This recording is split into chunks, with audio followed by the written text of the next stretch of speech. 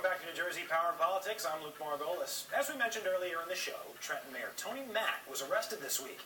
Didn't come as a surprise since both his home and City Hall were raided by the FBI just weeks ago. My next guest has closely watched the tenure and career of Mayor Tony Mack since he was elected. Trenton resident and longtime advocate for transparency in government, Jim Carlucci, joins me now. He's also the community editor for the Trenton Downtowner. Welcome to the show, Jim. Thanks, Luke. I'm intrigued by this role you've played throughout the past few months, and I want to know how you got started, keeping an eye on government, keeping folks honest. What set you off? I vowed whoever was elected in 2010, we were going to keep a closer watch on what they were doing. And with the nomination by Mayor Mack of a convicted felon as his Housing and Economic Development Director, I started digging into his hires. And from that, things just kind of snowballed. It's been tricky because I know at some point the mayor's office was not very forthcoming with information. They certainly haven't been with us. I can only imagine how hard it's been for you. No, they haven't been. They've stonewalled us a few times. I've actually taken them to court twice for noncompliance with Oprah laws and prevailed. So it's, for a man who promised us open government and transparency and accountability, we've gotten anything but. The heel dragging, I guess, even now doesn't come as much as a surprise to you, I'm sure, in light of where we are now with this arrest.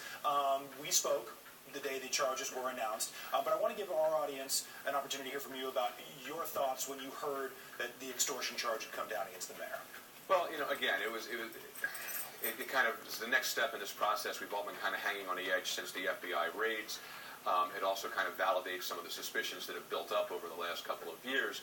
But it's a terrible thing for the city of Trenton because until this is resolved or until Mayor Mack is out of the chair, Trenton can't progress. No businessmen want to come to town and do anything with the city.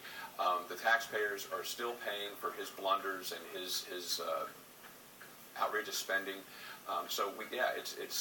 It's a step, but we're not resolved. Criminality aside, we've had so many department directors, we've had acting directors, we've had so many other things.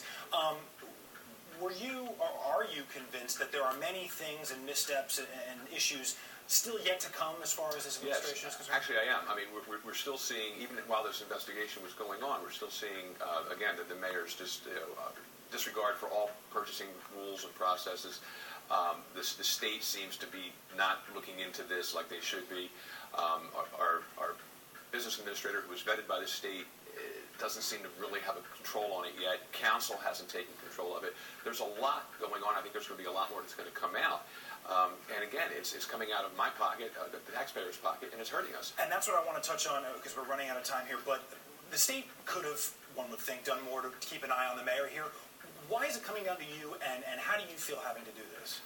I don't know why it's coming down to the citizens, but I also feel that it is the citizens' job to keep watch on government. We elect people to represent us. They appoint people to do the work, but we can't abdicate. We still have to stay on top of it, because if you don't, then this is the kind of situation you end up with.